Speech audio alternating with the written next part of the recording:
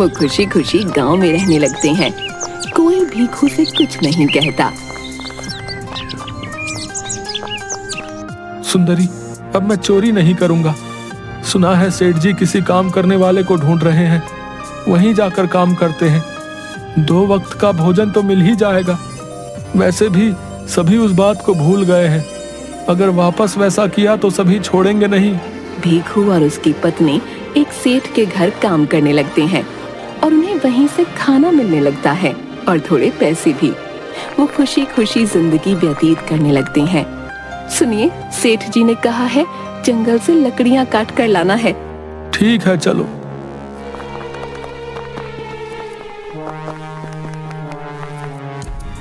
बच्चे भी साथ जाने की जिद करने लगते हैं। अच्छा, तुम लोग भी साथ चलो। सभी जंगल में लकड़ियां काटने आते हैं।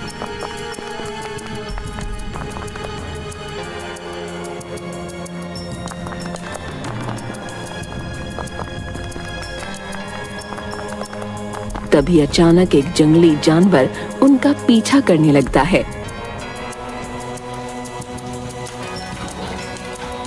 भागो जल्दी से यहाँ से।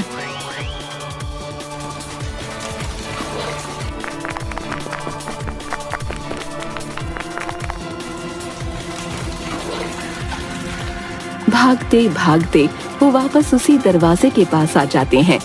चलो सुंदरी, इसके अंदर ही छिप जाते हैं। वो उस दरवाजे के अंदर चले जाते हैं।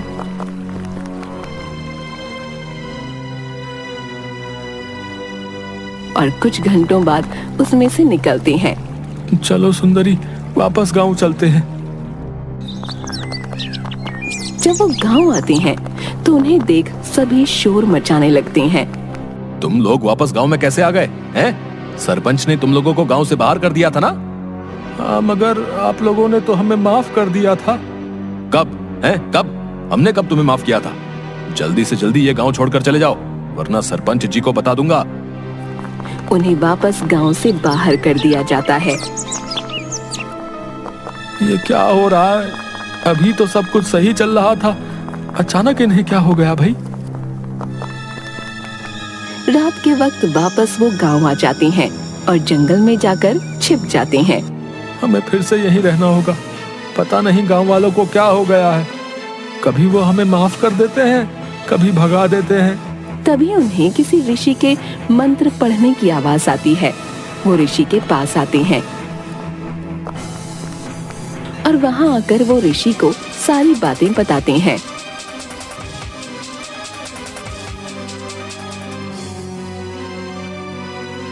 अच्छा, तो तुम लोग उस दरवाजे के अंदर गए थे। मैंने उस जादुई दरवाजे को अपनी शक्तियों से बनाया था। मुझे किसी चीज का परीक्षण करना था, इसलिए मैंने उसे बनाया था। मुझे नहीं लगा था उसके अंदर कोई चला जाएगा। बाबा, हम कुछ नहीं समझ पाए। जो भी सोचकर तुम लोग जादुई दरवाजे के अंदर जाओगे, वो बिल्कुल वैसी ही दुनिया तुम्हारे लिए बना देगा। और वही तुम्हारे साथ हुआ है। बताओ, तुम लोग अक्सर क्या सोचते थे? हम तो यही सोचते थे गांव वाले हमें माफ कर दें और हमें पहले की तरह रहने दें। अच्छा, तो ठीक वैसी ही दुनिया जादुई दरवाजे ने तुम लोगों के लिए बना दी थी। जब तुम लोग वापस जादुई दरवाजे के अंदर गए, तब तुम लोग बनावटी दुनिया से दूर असल दुनिया में आ गए। अच्छा, तो ऐसी बात है। हाँ, और उस दुनिया से जो कुछ भी तुम लोग लेकर आए हो, वो जादुई होगा। बाबा, हम तो उस वक्त लकड़ियां काटने आए थे, इसीलिए हम ये कुल्हाड़ी लेकर आए थे। अच्छा, फिर ये जादुई कुल्हाड़ी है। बाबा, इस कुल्हाड़ी की जादुई शक्ति क्या है?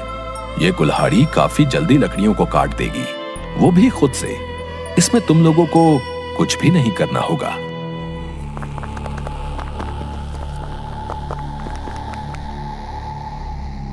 सुंदरी, अब क्या किया जाए?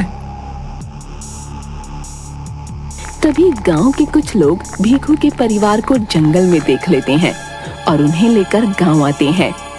सभी भीखू को खरी खोटी सुनाते हैं। ये तुमने अच्छा नहीं किया। जब मैंने तुम्हें गांव से निकाल दिया था तो तुम वापस क्यों आए? इसी बीच भीखू सोचता है कि क्यों ना जादुई कुल्हाड़ी का इस्तेमाल किया जाए। कृपया शांत हो जाइए आप लोग। हमें इस गांव में रहने दीजिए और मुझे माफ कर दीजिए।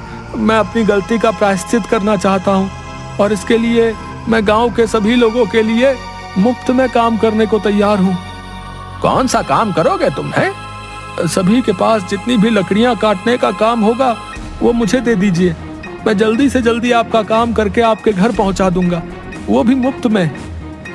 ये सुन सभी भीखू की बात मान जाते हैं और लकड़ियां काटने का काम उसे दे देते हैं। जादुई कुल्हाड़ी की मदद से भीखू फटाफट लकड़ियां काटकर गांव वालों के घर पहुंचा देता है। भीखू का काम देख सभी उसे माफ कर देते हैं। इसके बाद से यही भीखू का काम बन जाता है।